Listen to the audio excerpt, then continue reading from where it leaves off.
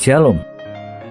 Renungan kali ini berjudul Lucifer menentang Allah, bagian kedua, oleh Evangelis Lokamanya Prawiro.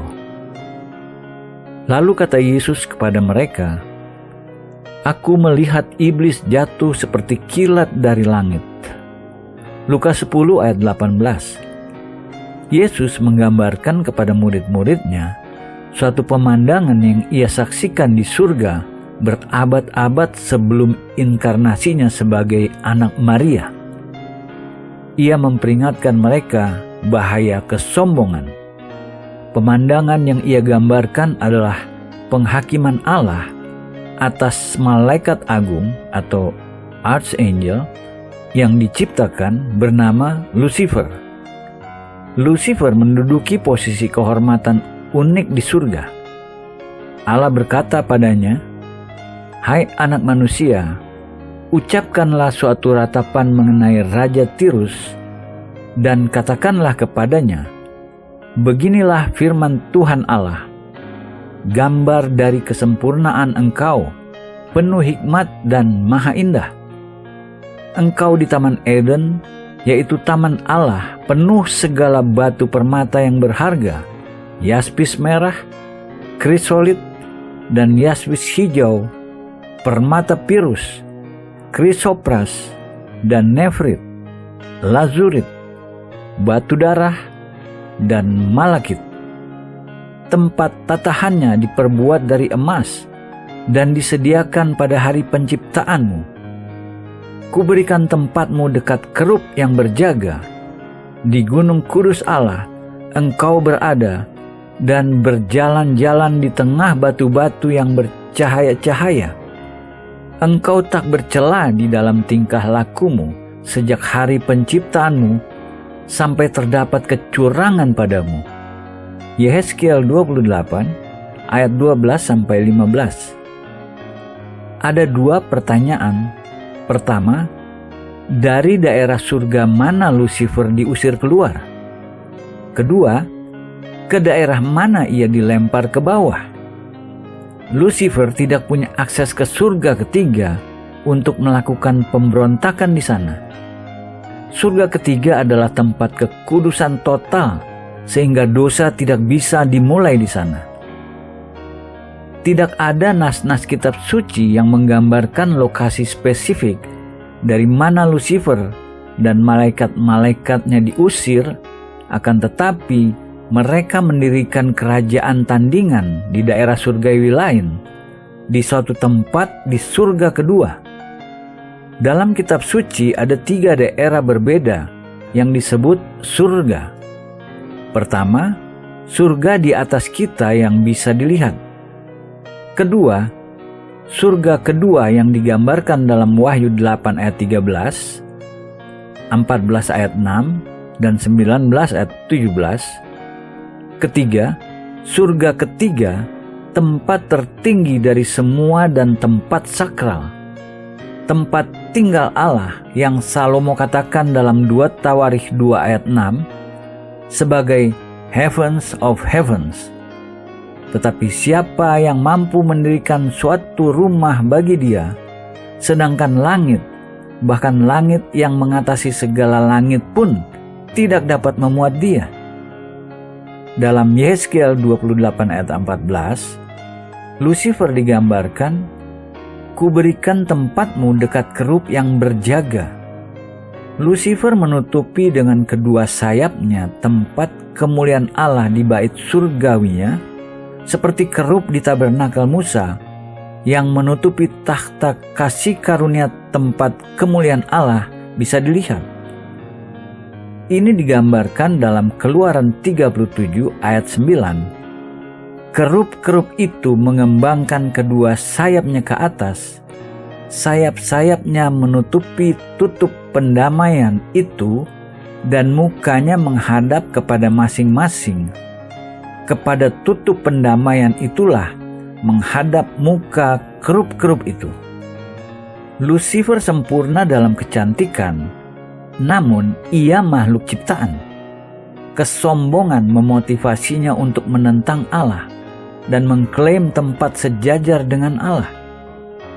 Lucifer memiliki otoritas atas sekelompok malaikat, dan ia berhasil menghasut sebagian dari mereka di bawahnya untuk meninggalkan kesetiaan mereka pada Allah. Ia memimpin mereka bergabung dengannya dalam pemberontakan melawan Allah. Allah merespons dengan mengusir Lucifer dan malaikat-malaikatnya yang memberontak dari hadiratnya. Untuk menggambarkan aktivitas Lucifer menghasut sebagian malaikat melawan Allah, Kitab Suci menggunakan kata dagang yang bisa diaplikasikan juga sebagai plot. Dengan dagangmu yang besar, engkau penuh dengan kekerasan dan engkau berbuat dosa. Dengan banyaknya kesalahanmu dan kecurangan dalam dagangmu, engkau melanggar kekudusan tempat kudusmu. Yehezkiel 28 ayat 16 dan 18. Kata dagang ini bisa juga diaplikasikan pada seseorang yang berkeliling menjajakan barang dan menyebarkan fitnah. Dalam berbagai kitab lain Alkitab, contohnya Imamat, Amsal, dan Yeremia, kata dagang diterjemahkan sebagai penjajah barang atau fitnah. Sebagai contoh, Imamat 19 ayat 16 berkata, "Janganlah engkau pergi kian kemari menyebarkan fitnah di antara orang-orang sebangsamu." Dalam Amsal 20 ayat 19, praktik penyebar fitnah dihubungkan erat dengan seseorang yang membujuk dengan bibirnya. Kita diperingatkan terhadap dua jenis orang ini. Siapa mengumpat, membuka rahasia, sebab itu janganlah engkau bergaul dengan orang yang bocor mulut. Ini menggambarkan apa yang Lucifer lakukan. Ia mendekati makhluk-makhluk malaikat ciptaan, mempromosi dan mengorganisir pemberontakan melawan Allah. Bisa diilustrasikan, Lucifer berkata kepada malaikat-malaikat di bawahnya bahwa Allah tidak benar-benar mengapresiasi kamu. Posisi kamu jauh di bawah potensi kamu dan jauh di bawah apa yang seharusnya kamu dapatkan. Jika aku mengambil alih, aku tahu kemampuan kamu dan aku akan mempromosi kamu. Aku akan memberi kamu posisi tanggung jawab lebih besar dalam pemerintahan alam semesta. Sudah pasti, semua ini tidak terjadi tiba-tiba atau bahkan dalam beberapa hari. Kita tidak memiliki cara untuk mengukur waktu yang dibutuhkan Lucifer untuk mempromosi pemberontakannya, namun cukup lama untuknya mengorganisir pemberontakan terencana secara hati-hati melawan Allah dan meyakinkan sepertiga dari malaikat untuk bergabung dengannya. Estimasi ini berdasarkan pernyataan mengenai Satan dalam Wahyu 12 ayat 4. Dan ekornya menyeret sepertiga dari bintang-bintang di langit dan ke atas bumi. Interpretasi frasa bintang-bintang di langit mengacu pada seluruh jumlah malaikat. Mungkin kita tidak pernah membayangkan perilaku seperti ini di antara malaikat-malaikat di surga. Meski demikian, tindakan-tindakan pemberontakan berawal di surga dan bukan di bumi. Satan tidak pernah merubah taktiknya baik di surga maupun di bumi karena satu alasan: masih berhasil. Sebagai master penyebar fitnah, ia terus-menerus mencoba menggerogoti berbagai bentuk otoritas yang Allah bangun dalam gereja dan dunia. Ketika Lucifer diusir keluar dari surga, ia tidak menghentikan pemberontakannya, melainkan meneruskan dengan mendirikan kerajaannya sendiri melawan kerajaan Allah. Dalam Lukas 11 ayat 17 dan 18, Yesus mengungkapkan bahwa Satan memiliki kerajaannya sendiri.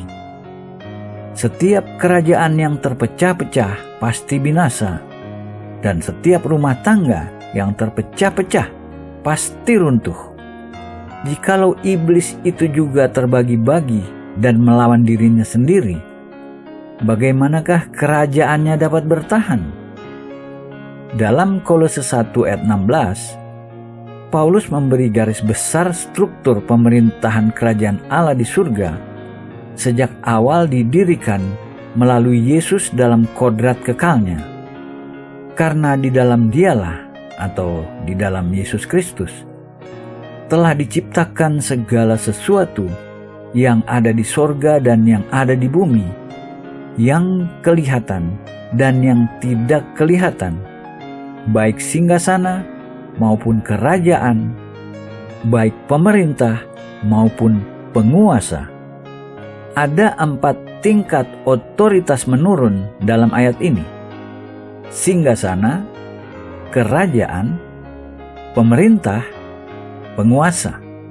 Satu ciri besar pemberontakan Lucifer adalah mengambil alih struktur awal pemerintahan Allah yang ia kenal dan menggunakannya melawan Allah. Dalam Efesus 6 ayat 12, Paulus mendaftar struktur pemerintahan kerajaan pemberontak Satan. Karena perjuangan kita bukanlah melawan darah dan daging, tetapi melawan pemerintah-pemerintah, melawan penguasa-penguasa, melawan penghulu-penghulu dunia yang gelap ini, melawan roh-roh jahat di udara. Dalam daftar ini, Paulus tidak menyebut singgasana atau kerajaan. Implikasinya 2 tingkat ini tidak diasosiasikan dengan Lucifer dalam pemberontakannya. Pemberontakan digambarkan dimulai di tingkat pemerintah dan penguasa. Mari kita kembali ke nas dalam Yehezkiel 28 yang menggambarkan pemberontakan Lucifer. Engkau sombong karena kecantikanmu, hikmatmu kau musnahkan demi semarakmu. Ke bumi kau kulempar, kepada raja-raja engkau kuserahkan menjadi tontonan bagi matanya. Ayat 17. Hati Lucifer penuh dengan kesombongan atau pride karena kecantikannya, dan ini alasan ia dilempar keluar dari gunung Allah. Ini penting untuk kita sadari, dosa pertama di alam semesta bukan pembunuhan, bukan perzinahan, melainkan kesombongan. Kesombongan yang menghasilkan pemberontakan. Lebih jauh, kesombongan yang datang melalui berkat-berkat yang Allah sendiri penciptanya. Allah yang memberi Lucifer kuasanya, otoritasnya, kecantikannya, hikmatnya. Semua itu karunia-karunia dari Allah. Namun sikap salah Lucifer merubahnya menjadi instrumen-instrumen yang menghancurkan dirinya sendiri. Hari ini banyak orang yang dipanggil dan diperlengkapi oleh Allah masih membuat kesalahan tragik, sama seperti Lucifer. Banyak orang Kristen mulai dengan baik, namun hanya sedikit yang berakhir baik. Betapa cepat dan mudahnya sebagai hamba-hamba Allah kita lupa bahwa setiap keberhasilan dalam pelayanan kita mensyaratkan kerendahan hati. Dalam Yesaya 14 ayat 12-15, Nabi menganalisa motif di belakang pemberontakan Lucifer adalah ambisi menjadi setara dengan Allah. Wah, engkau sudah jatuh dari langit, hai bintang timur, putra fajar. Engkau sudah dipecahkan dan jatuh ke bumi, hai yang mengalahkan bangsa-bangsa. Engkau yang tadinya berkata dalam hatimu, aku hendak naik ke langit.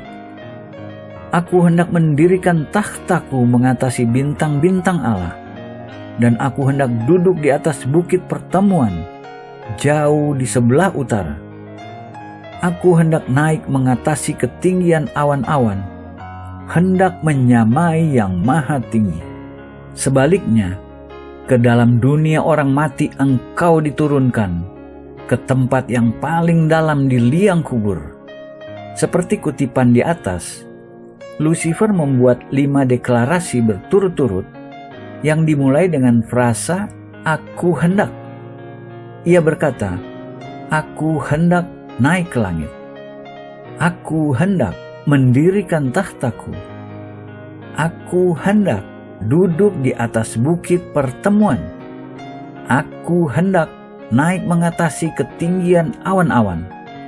Terakhir, klimaksnya, "Aku hendak menyamai yang maha tinggi." Promosi ambisi pribadi Lucifer adalah sebab kejatuhannya. Kitab suci mengonfrontasi kita dengan kontras antara Lucifer dan Yesus. Lucifer bukan dalam bentuk Allah. Ia makhluk ciptaan. Ia tidak memiliki hak menjadi setara dengan Allah. Namun ia merebut kesetaraan dengan Allah. Ia menjangkau ke atas. Ia terpleset dan jatuh. Di lain pihak, Yesus ilahi melalui kodrat kekal dan menikmati kesetaraan dengan Allah. Ia tidak perlu merebutnya, namun sebaliknya, ia merendahkan dirinya. Paulus dengan jelas menggambarkan cara Yesus merendahkan diri dalam Filipi 2 ayat 6-8, yang walaupun dalam rupa Allah, tidak menganggap kesetaraan dengan Allah itu sebagai milik yang harus dipertahankan, melainkan telah mengosongkan dirinya sendiri dan mengambil rupa seorang hamba dan menjadi sama dengan manusia. Dan dalam keadaan sebagai manusia, ia telah merendahkan dirinya dan taat sampai mati, bahkan sampai mati di kayu salib. Ayat-ayat ini memberi garis besar 7 langkah turun yang Yesus lakukan dari kemuliaan surga sampai kematiannya di salib. 1. Ia tidak membuat reputasi untuk dirinya. Ia mengosongkan seluruh dirinya kecuali kasih. 2. Ia mengambil rupa seorang hamba. Ia Tuhan kemuliaan, namun ia melangkah turun menjadi seorang hamba. 3. Ia dibuat serupa dengan manusia. Ia menjadi anggota dari umat Adamik, sedikit lebih rendah dari malaikat-malaikat. 4. Ia seorang manusia. Ia seperti orang normal pada zamannya. Tidak ada tampak luar yang membedakannya dari orang-orang yang hidup di antaranya. 5. Ia merendahkan dirinya. Ia seorang yang rendah hati. Ia bukan pendeta atau penguasa, melainkan anak tukang kayu. 6. Ia taat sampai mati. Ketaatannya membawanya pada kematian menebus dosa umat manusia. 7. Ia taat menderita sampai mati di salib untuk seorang kriminal yang paling keji. Itu 7 langkah turun yang Tuhan Yesus lakukan. Namun 7 langkah turun itu membawanya pada 7 langkah naik yang digambarkan dalam Filipi 2 ayat 9-11. Itulah sebabnya Allah sangat meninggikan dia dan mengaruniakan kepadanya nama di atas segala nama, supaya dalam nama Yesus bertekuk lutut segala yang ada di langit dan yang ada di atas bumi dan yang ada di bawah bumi, dan segala lidah mengaku Yesus Kristus adalah Tuhan, bagi kemuliaan Allah Bapa. 7 langkah ke atas meninggikan Yesus. 1. Allah meninggikannya. 2. Allah memberinya nama di atas segala nama. 3. Dalam nama Yesus bertekuk lutut segala yang ada di surga, di bumi, dan di bawah bumi. 4. Mereka yang di surga, semua malaikat-malaikat ciptaan yang melayani Allah. 5. Mereka yang di bumi, semua makhluk di bumi berada di bawah otoritas Kristus. 6. Mereka yang di bawah bumi mengacu pada alam Satan dalam Hades, termasuk kematian, neraka, kuburan, dan orang fasik yang sebelumnya menolak belas kasih Allah. 7. setiap lidah mengaku Yesus Kristus adalah Tuhan. Ketuhanan Yesus diproklamasikan di seluruh alam semesta. Yesus adalah pola sempurna kita. Paulus mendorong kita sebagai pengikut Yesus untuk merendahkan diri. Dengan tidak mencari kepentingan sendiri atau puji-pujian yang sia-sia. Sebaliknya hendaklah dengan rendah hati yang seorang menganggap yang lain lebih utama daripada dirinya sendiri. Dan janganlah tiap-tiap orang hanya memperhatikan kepentingannya sendiri, tetapi kepentingan orang lain juga. Hendaklah kamu dalam hidupmu bersama menaruh pikiran dan perasaan yang terdapat juga dalam Kristus Yesus. Filipi 2 ayat 3-5. Paulus menasihati dua motivasi yang harus disingkirkan dari hidup kita. Ambisi dan kesombongan yang berpusat pada diri. Hanya ada satu jalan untuk mendapatkan promosi, merendahkan diri. Dalam Lukas 14 ayat 11, Yesus menyatakan prinsip ini sangat jelas. Sebab barang siapa meninggikan diri, ia akan direndahkan, dan barang siapa merendahkan diri, ia akan ditinggikan. Mengacu pada orang-orang Filipi, kita melihat kebenaran luar biasa. Itulah sebabnya Allah sangat meninggikan Dia atau Yesus. Filipi 2 ayat 9. Kata karenanya menjelaskan Yesus tidak dipromosi karena Ia anak favorit, melainkan karena Ia memenuhi syarat-syaratnya. Ia harus melakukan tugasnya agar ditinggikan. Kita beranggapan di akhir penderitaannya di salib, Ia akan kembali pada posisi setara dengan Bapa. Namun Ia harus melakukan tugasnya untuk mendapatkan hak itu dengan cara merendahkan diri. Ia melakukannya bukan hanya untuk dirinya, tetapi untuk semua orang percaya yang mengikutinya. Mungkin ada keinginan kita untuk merespons dengan berdoa, Tuhan, saya butuh kerendahan hati. Tolong buat saya rendah hati. Yang Allah akan jawab, aku tidak bisa melakukan itu. Hanya Engkau yang bisa merendahkan dirimu sendiri. Merendahkan diri adalah kehendak pribadi, bukan emosi. Keputusan yang setiap dari kita harus buat untuk diri sendiri. Tuhan, saya memutuskan untuk merendahkan diri saya di hadapan-Mu. Saya menolak kesombongan, arogansi, dan ambisi pribadi saya di hadapan-Mu dan di hadapan sesama orang percaya. Itu harus menjadi doa kita. Untuk memberi contoh praktikal mengenai merendahkan diri, Yesus berbicara tentang tamu-tamu yang diundang ke pesta perkawinan. Kalau seorang mengundang engkau ke pesta perkawinan, janganlah duduk di tempat kehormatan, sebab mungkin orang itu telah mengundang seorang yang lebih terhormat daripadamu, supaya orang itu yang mengundang engkau dan dia jangan datang dan berkata kepadamu, berilah tempat ini kepada orang itu. Lalu engkau dengan malu harus pergi duduk di tempat yang paling rendah. Tetapi apabila engkau diundang, pergilah duduk di tempat yang paling rendah. Mungkin tuan rumah akan datang dan berkata kepadamu, sahabat, silahkan duduk di depan. Dan dengan demikian, engkau akan menerima hormat di depan mata semua tamu yang lain. Sebab barang siapa meninggikan diri, ia akan direndahkan.